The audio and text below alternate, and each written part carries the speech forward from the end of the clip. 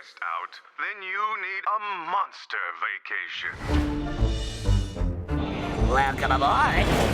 Adrenaline Air. Mavis, I beg of you.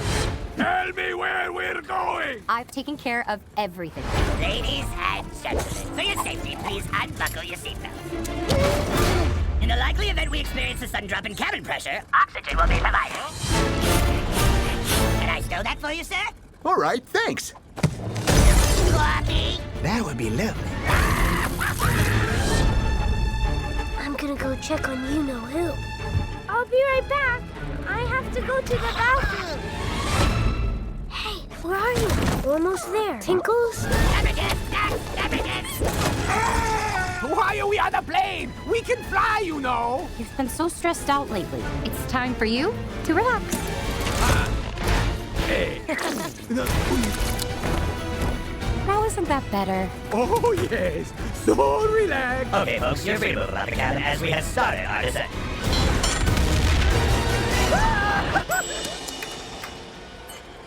Any big plans for the weekend, then, Bill? Oh, you know, the usual.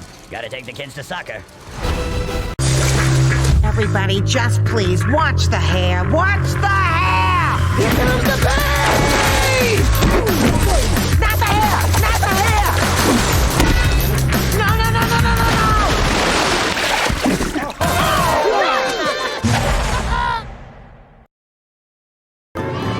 You know, actually, I was thinking you and Johnny should spend some time together. What do you call it again? Date night? Come on, Johnny. Date night. Woo! Oh, yeah! Dolphin surfing!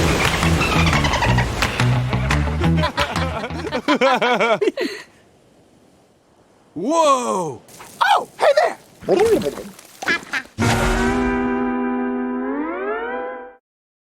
I could not be more excited to have all of you on board our first ever monster cruise! I am Captain Ericka. Hello, how y'all doing? So, you must be the one and only Dracula. Dubide, shula, kubide? There's just something about an accent that makes a man sound so intelligent.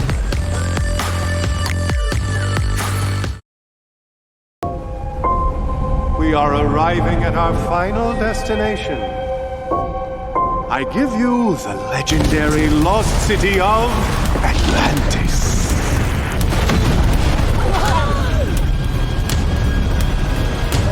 It's a giant Kraken!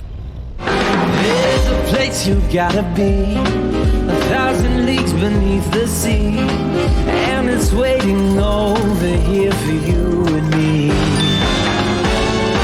Gonna take you for a ride. Zombies gnaw you like a plum, piercing cries and you succumb. Again! No. It's bedtime, my little tarantula. Alexa, Oh? open Hotel Transylvania. Okay. Enjoy this monster of a tale called Walt the First. Way up north, on a night without a moon, Hey, a wolf pup how was did born you- who the world would meet soon. It's Alexa. Just ask Alexa to open Hotel Transylvania, and you can listen to a story with your little monster. My favorite new thing for this movie is that we had so many specialty sequences, very much written around the sight gag and not so much about people saying what they're feeling. Less important is the dialogue that's being said, and more important is the situation. We started to come up with sequences that are more physical, more visual, and you could see the movie changing and becoming much bigger than anything we've ever done. When there's no dialogue, you have to work a little bit harder to tell the story. So you have to work a little bit harder to sort of direct the eye. Little minor expressions like a smile or the way that the eyes are looking, those are actually more important in scenes that don't have dialogue. There's quite a few sequences in this film that actually have little to no dialogue. One of them is the what we call the death walk sequence. It's this sort of cat and mouse game where Drac is oblivious to what is going on around him because he's so into these dance moves that he's doing. First we had to start by figuring out what kind of dance it was going to be, and there's a lot of subtlety in there as far as like how a person is dancing and moving. On top of that, you have all the comedy layering of Erika trying to catch him or hurt him as he's dancing around, and he's always always not getting caught over and over again, and Blobby's taking most of the brunt of it. I'd always wanted to do the dance sequence that actually had limited dialogue or no dialogue, and really use the music and really use the rhythm of the scene to really develop something that's really funny that I think audiences are going to react strongly to. There's a couple other sequences that have limited or zero dialogue in them, and one of those is the underwater volcano. Underwater Volcano was fun because we got to see how each character moved underwater. They all had sort of silly breathing apparatuses. We're sort of accustomed to their character. You know, we normally have to worry about regular on-land physics, but having the characters all floating all the time gave us some new territory to see how we would pose and shape them. That plus the lack of dialogue gave for some interesting shot choreography and sight gags. All the while, we're interacting with these amazing sea creatures like manta rays and whales in this really unique environment. In the sequence, Everyone Follows Everyone, it's this really elaborate chase. We actually get to go underwater, it's all subterranean. It looks nothing like what the rest of Atlantis looks like. What it ends up turning into is that Drac follows Erika, and then it actually ends up saving her life. Everyone's sneaking around, and most people don't know there's someone behind them while they're following someone else. So the way they act from character to character is different. In Old Atlantis, Erika and Dracula are dancing their way through the booby traps, and he's absorbing all the damaging effects of the booby traps, and it's not causing him an issue because he's a vampire. The more comfortable they get with that, the more it becomes more of a dance. It was a lot of fun playing with their relationship at that point and seeing how they are getting comfortable with each other. The third act involves a lot of destruction, but I think the most exciting thing about it was that it involved a lot of really pushed animation and sort of a different palette. Like we had this really red, rich palette that we got to explore. And there was a lot of really big camera moves that we got to do, really long shots. And it also involved a lot of effects animation. The effects department is very math-based in a lot of ways, so when they do their waves and explosions and things like that, and the overall scale of the Kraken is so large that when he does a gesture like this, it could be, you know, the speed of sound. When if you were to actually measure it, they had to tailor all of their calculations and simulations to that. We actually have tentacles that are ripping through rock and actually reaching the water. We have these big set pieces where we actually have the Kraken sitting next to the party island and raising its tentacles and creating these really unique looking shots that I hadn't had a chance to do before. I was really excited about creating. I think having less dialogue in general was a lot of fun for the animators because it was up to us to express certain things with the posing and the shapes, whether it's silly or dramatic at times. But it really pushed the visual angle of it a lot more, and it gave us a lot more room to have fun and do silly things with those characters. To see movement in animation and rhythm and pacing and timing and music and effects all working together to execute this one simple idea, that comes, you know, through the whole process. Once we start animating, all of a sudden you see it instantly come alive, and then you start to realize, oh yeah, this is going to work great.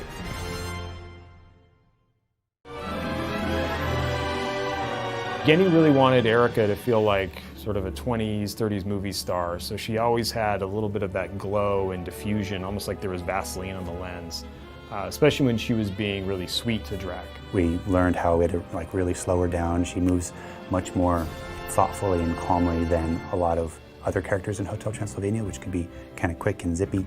And she's also more fleshed out and flourishy, not as much holding on a single pose like other characters would. We didn't want the average pretty girl, not just a generic beautiful girl, that she could be beautiful in a specific way. We also did things in lighting. When we knew that she was being evil, we would tend to light her from below to give her sort of that classic evil uplighting. We always lit her with a little bit more of a red light, where it was sort of shining below her to really sell that she was not all that she seemed. When she's evil, it's the polar opposite. She's got really dynamic, harsh lines. We really push her face. She has very tight and snappy timing, and the reason for that is to kind of match Dracula. In order for them to be a good fit, she has to be able to have that same range as him, and so we were able to get some really cool stuff out of that exaggerated posing.